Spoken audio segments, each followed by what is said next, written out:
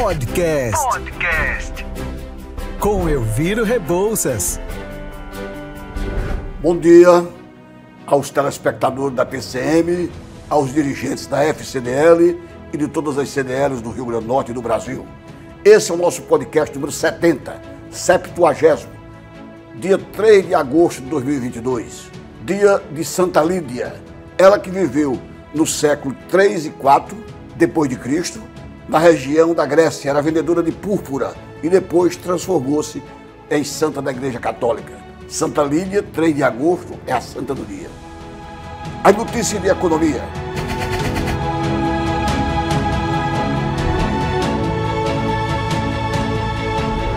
O censo de 2022 começou em todo o país desde o dia 1º.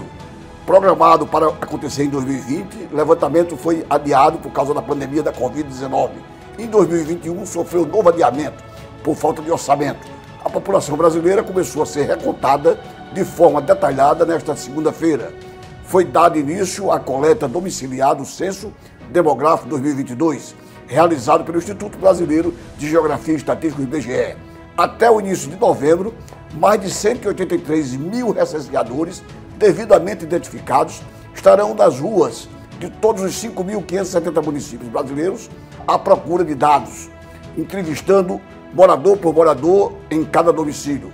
Ao todo, segundo o IBGE, eles visitarão 89 milhões de endereços, sendo residenciais cerca de 75 milhões.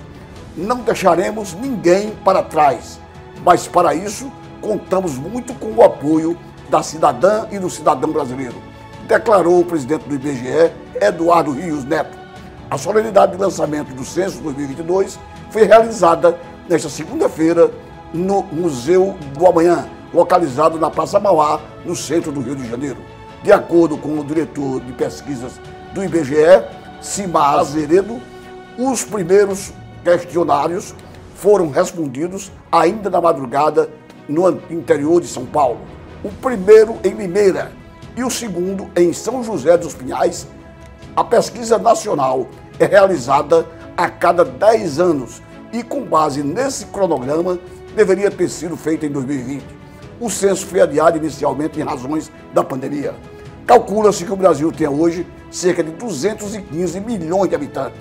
Como vivem, o que fazem, o trabalho, nos serviços, na indústria, no comércio, na agricultura, na agroindústria, na pesca, saberemos no final dessa pesquisa, que é uma radiografia extensa e verdadeira das condições socioeconômicas brasileiras. Aguardemos, pois.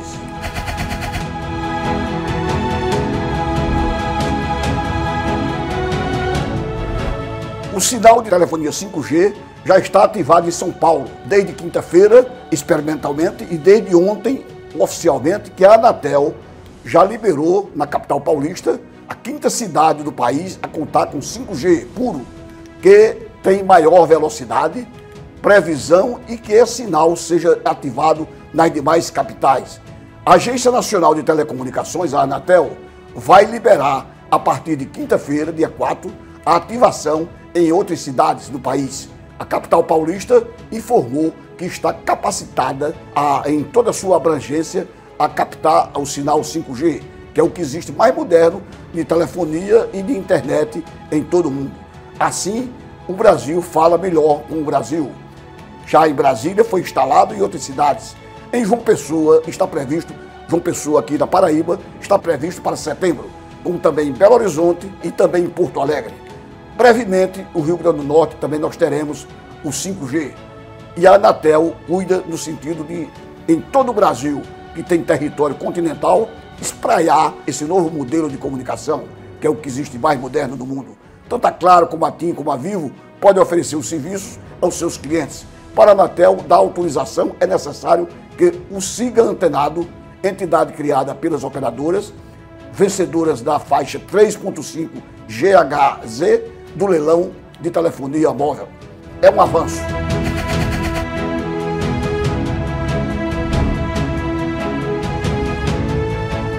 A inflação, medida pela Fundação Getúlio Vargas, registra uma queda de 1,19 em julho, puxado pela gasolina e passagens aéreas. O indicador aponta a inflação acumulada de 8% nos 12 meses até julho. menor do que o avanço de 10,31 no período até maio. O índice de preço ao consumidor semanal, o IPCS, recuou 1,19% no fechamento de julho, após deflação de 0,44% na terceira quadricemana, e a alta no mês ficou em 0,67% em junho. A informação foi divulgada há pouco pela Fundação Getúlio Vargas. O indicador acumulado inflação de 8% nos 12 meses até julho, menor do que o avanço de 10,31 no período anterior. A queda mensal foi maior do que o piso da pesquisa das projeções do Broadcaster, que previa 1,12%, mediana de 0,76%. Portanto, 5 das 8 categorias de despesas que compõem o indicador arrefeceram na variação entre a terceira quadricemana de julho e o fechamento do mês, com destaque para transporte, que caiu 2,88%, puxada pela gasolina, que caiu 8,61%. Educação, leitura e recreação também caíram. Habitação também teve a sua deflação no mês. A alimentação continuou subindo e subiu 1,34%. O vestuário 0,59%, e esses foram os componentes principais do IPCA do mês de julho, que encerramos há pouco.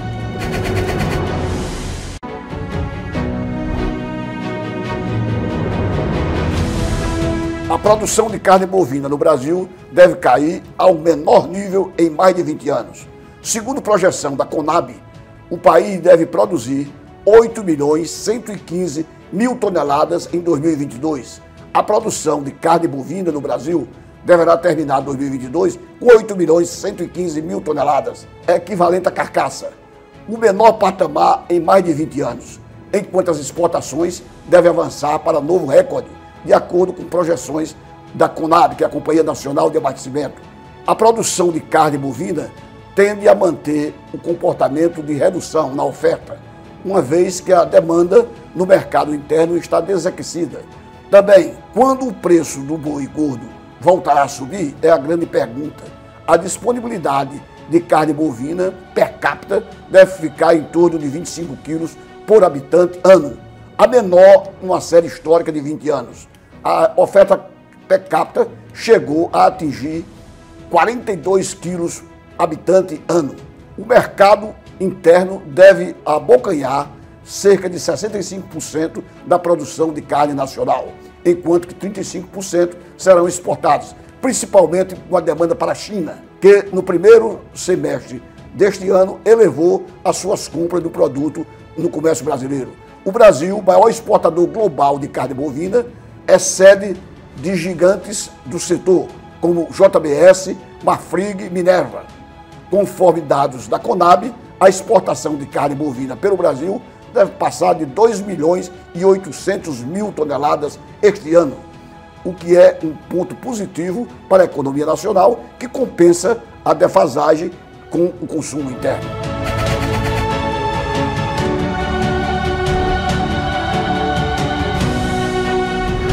Uma notícia moçoroense: a Agrícola Famosa terá navio próprio para levar melão à Europa. Maior produtora e exportadora mundial de fruta, a empresa cearense, com sede em Mossoró, fechou o contrato com a Grosser, cujos navios frigoríficos são do tipo Helfer, que dispensam containers e usam pallets.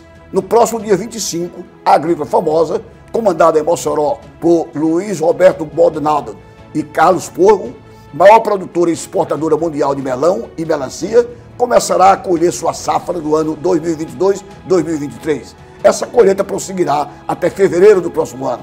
Com uma novidade: a Agrícola Famosa, que tem campo de produção no município de Capuí, no leste do Ceará, Mossoró, Apodi, Tibau, Caraúbas, no Rio Grande do Norte, fechou contrato com a empresa de navegação Grand Sail, que lhe garantirá navios por semana para transportar boa parte da carga de suas frutas para a Europa. Carlos Porro, que é o CEO da Agrícola Famosa, explica que agora a sua empresa carregará uma média de 3.000 pallets por semana, no acordo firmado com a transportadora.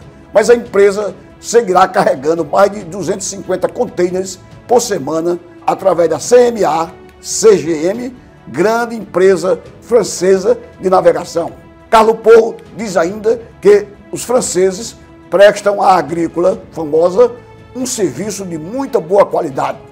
Este será um serviço semanal do Brasil para a Agrícola Famosa, chegando os nossos produtos às nossas iguarias na França, Itália, Portugal e em outros países da Europa. Boa notícia para a economia local. A Agrícola Famosa emprega em plena safra 8.000 trabalhadores nessa região que eu falei, geográfica entre o Rio Grande do Norte e o Ceará, e cresce a olhos vistos pela população.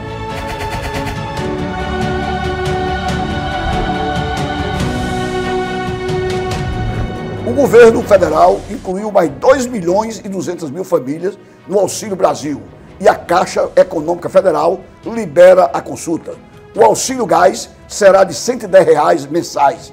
Novos beneficiários receberão cartão em casa. O governo incluiu cerca de 2.200.000 famílias no Auxílio Brasil.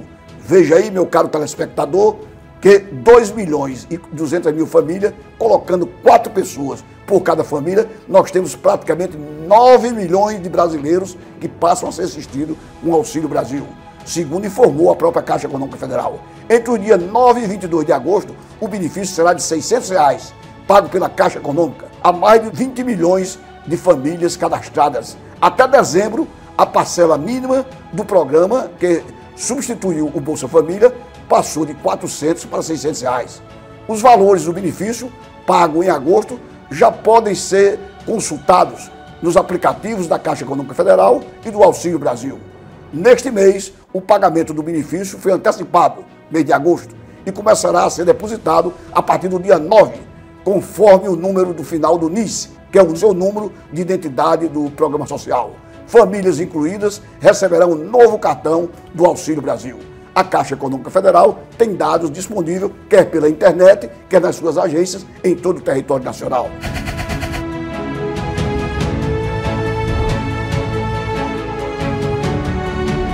A Bolsa de Valores de São Paulo fechou ontem, dia 2 de agosto, com uma elevação de 1,11% aos 103.361 pontos. E o dólar americano valendo R$ 5,26. Obrigado e até o próximo programa.